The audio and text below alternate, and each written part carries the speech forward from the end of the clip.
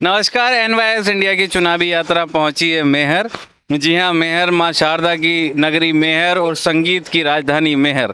मध्य प्रदेश की संगीत की राजधानी से मशहूर है मैहर और माँ शारदा की भक्ति में यहाँ पर लीन होते हैं लोग और दूर दूर से मैहर आते हैं माँ शारदा के दर्शन करने।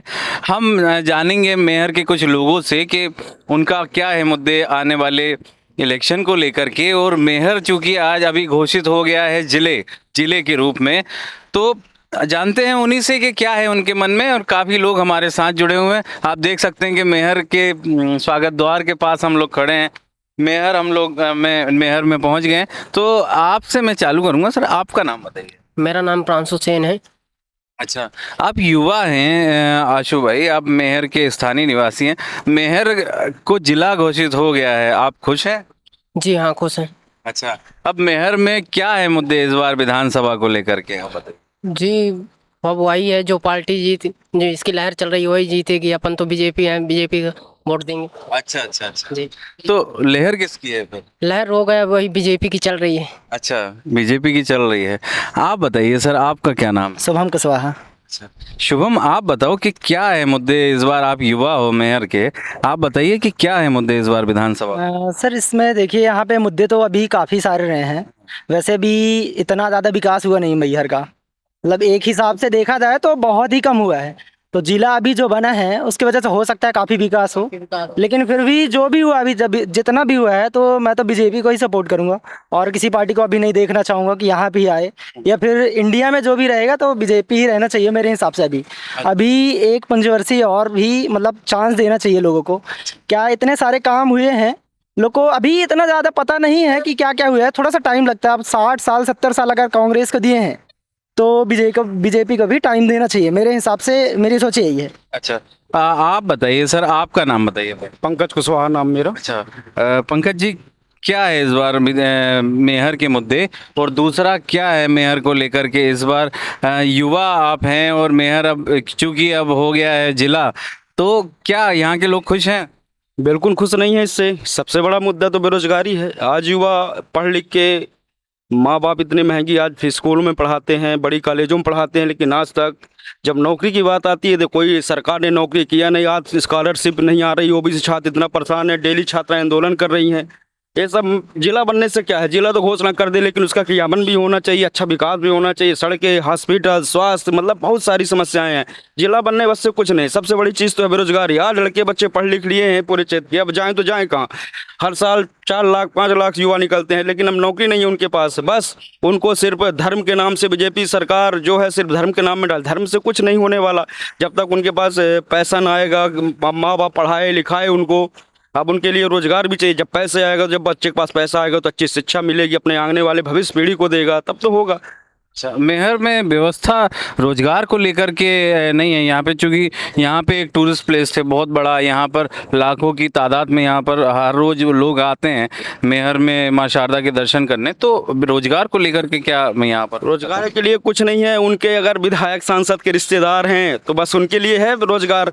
बाकी और किसी के बेचारे दर दर की ठोकरे पढ़ लिख के लोग बीएससी बी इंजीनियर आज निकल के आ रहे हैं, लेकिन कोई सुविधाएं नहीं। 3-3 मैगर में फैक्ट्रियाँ हैं, टूरिज्म है, माँ शारदा देवी है, बहुत सारे यहाँ स्थल ऐसे हैं कि रोजगार लोगों को मिल सकते हैं, लेकिन सोच नहीं रहे लोग। जानते हैं कि अगर लोकल रोजगार देंगे ये, और यही सब बहुत सारे मुद्दे हैं। अच्छा, आप बताइए सर, आपका क्या नाम है? दिलीप सेठ। अच्छा दिलीप, क्या है मुद्दे इस बार? आप युवा हैं मैहर के, क्या है मुद्दे इस बार? वक्त है बदलाव का। बदलाव होना चाहिए। अच्छा, क्यों होना चाहिए? जी, विकास तो नहीं हो रहा, बेरोजगार तो हैं ऑलरेडी। हम भी कोर्स किए हैं, यूजी पीजी दोनों कंप्लीट है, भाग रहे हैं। किससे आपने पीजी किया है? इकोनॉमिक्स से किया था। अच्छा, इकोनॉमिक्स से आपने पीजी किया है। मतलब आपने इकोनॉमिक्स में पीजी कौन से कॉलेज से किया है? एपीएस।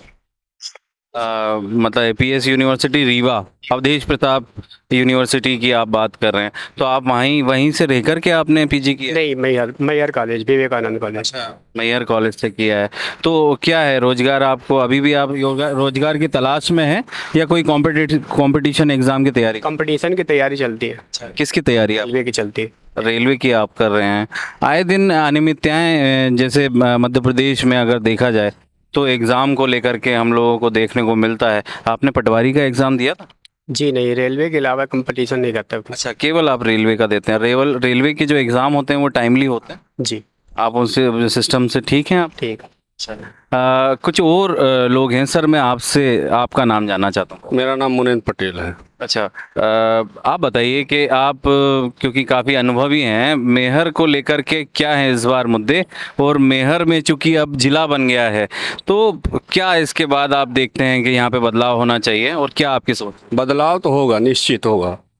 बदलाव होगा क्योंकि कांग्रेस की लहर चल रही है। कुल मिला के इस बार पब्लिक चाहती है कि हमने 18 साल शिवराज सिंह को दिया है ना, अब इस बार दूसरे को दिया जाए। इससे क्या होगा, कुछ परिवर्तन होगा, है ना। अपना जिला बना है, उसमें नए विकास होंगे, है ना। एक बार आपको दिए चांस दिए, दूसरी पार्टियों को भी चांस देना चाहिए। हाँ, तो आपके जो वर्तमान में विधायक हैं वो बहुत लोग निश्चित नहीं कर पाते हैं कि वो बीजेपी में हैं या कांग्रेस में हैं, क्योंकि कांग्रेस जब आती है तो वो कांग्रेस के साथ होते हैं और फिर बीजेपी में भी वो सपोर्ट करते हैं। तो क्योंकि वर्तमान में तो बीजेपी से उन्होंने चुनाव लड़ा है, तो क्या उनके लिए राय है आपकी? हमारे लिए उनके लिए राय यही है, वो पलटते हैं हर बार यहाँ वहाँ। तो इस बार जनता देखिए क्या होता है, जवाब देगी। अच्छा, उनका निजी हाँ। एजेंडा है, निजी एजेंडा है, वो कुछ भी कर सकते हैं, स्वतंत्र है, लोकतंत्र है भारत देश, है ना। तो वो अलग से और भी लोग हैं, मैं उनसे बात करूंगा। बाबूजी, आपका नाम बताइए। हाँ, पुरुषोत्तम यादव है सर। पुरुषोत्तम जी, आप बताइए, आप मेहर से हैं, मेहर में क्या हैं आपके मुद्दे इस बार? अब मुद्दे सर अब कई हैं, लेकिन अब देखो क्या जनता को बता दिया, रुझाव जहाँ होगी वहीं वो जाएगा। अब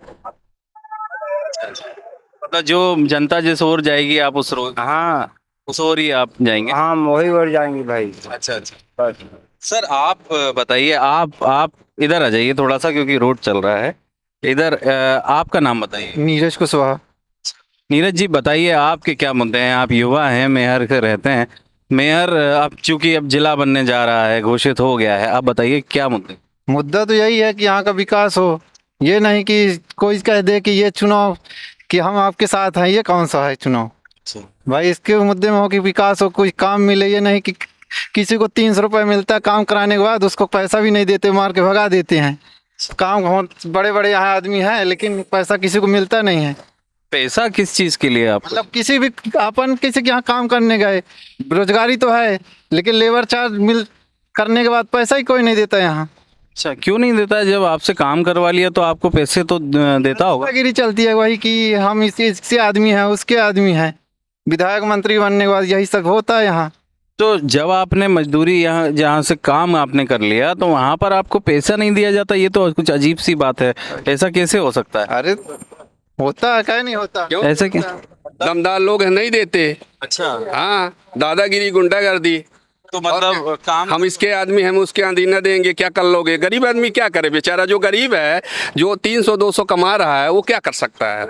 कुछ नहीं कर सकता। यहाँ नेताओं के आदमियों को काम होता है, बाकी लोगों को नहीं होता। अच्छा, तो आम लोगों के यहाँ तो काम होता होगा ना? आम लोग तो देते हैं, लेकिन बड़े आदमी थोड़ी देते हैं, जो नेता लोग हैं। कितनी आपको रोजंदारी मिलती है? होगा कितना मिलता है? 300 रुपये मिलता है, कितना मिलता है? तो आप महीने में कितनी दिन काम आप कर लेते हैं? कितने दिन आप? 10-15 दिन मिलता है काम, कितना मिलता है? यहाँ 30 दिन बेरोजगारी तो है ही। अच्छा, मतलब काम को लेकर के आपको वो है शिकायत, तो ठीक है। तो ये आप बताइए, आपका नाम बताइए। उमेश कुमार कुशवाहा। उमेश जी, आपके क्या मुद्दे हैं इस बार? मैं तो यही चाहता हूँ, आपकी बार बदलाव चाहिए मुझे। अच्छा जी, क्योंकि मैं देख रहा हूँ पिछले 15 साल से अपने यहाँ मैहर में जो नेता हमारे हैं, हर बार पार्टी बदलते हैं, लेकिन यहाँ विकास कुछ नहीं हुआ है। और अपन 20 साल में देख लिए शिवराज सिंह मामा जी को भी, कोई विकास नहीं समझ में आ रहा मेरे को, क्योंकि मैं भी एक ग्रेजुएशन लड़का हूँ और मैं भटक रहा हूँ अपनी नौकरी को लेके।